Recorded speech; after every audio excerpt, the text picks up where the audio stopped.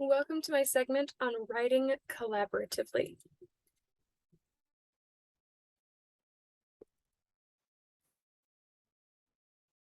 Today, we're looking at a possible team project, how to manage a team, and how to break down a collaborative writing into the various parts for better team management. Now, this list is not an end-all be-all. It is, however, a good starting point. There are so many different types of business writing, and any number of them could be done in collaboration.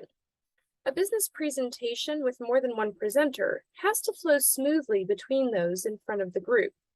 You have to decide if one person is going to go first and solidly for the first half of the presentation before the other one steps in, or if you're passing off from one slide to the next each time in between the two.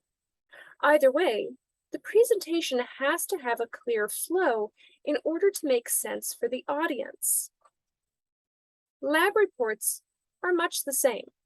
As this is data, it's usually easier to collaborate, but you still have to make sure that your data matches up with the data of your co-author and whose information is going where.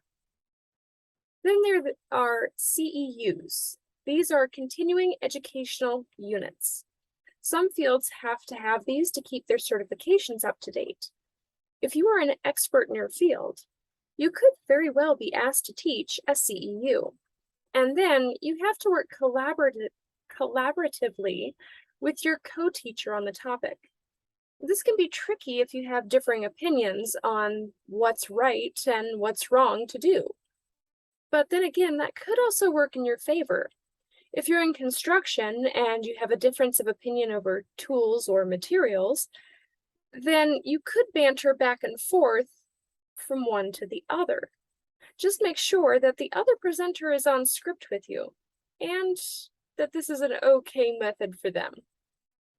Using this type of technique can enhance the presentation for the audience and really keep them invested in what you both have to say. The same is true of any of the rest of these items. The point is to decide how you want the flow to work. All one person and then all the other, or ebb and flow as you go back and forth between the two, or even more. No matter what method of collaboration you choose, there's going to be a little bit of team management going on. You're going to need to decide how to break up the different tasks that go with your specific type of collaboration. The goal is to make sure you don't have all one person doing all of the workload. You know, like those group projects in school always turned out to be. You want to spread it out. With that in mind, you'll need to know everyone's strengths and weaknesses when it comes to this one topic that you are collaboratively working on. For example, if you have someone who is terrible at math, but can write like no other, you aren't going to assign them the number crunching that's needed for the data analysis. But you might have them write the introduction and/or conclusion. And if you have someone who is superb at crafting desserts, but a little iffy with the meats and the main dish, you wouldn't have them putting together the main course. But you would make sure that they were the ones focusing on the perfect dessert to go with that main dish. Why do you need to know any of this? Because someone has to step up and help divide the workload. And that someone is usually the one with the degree and the experience.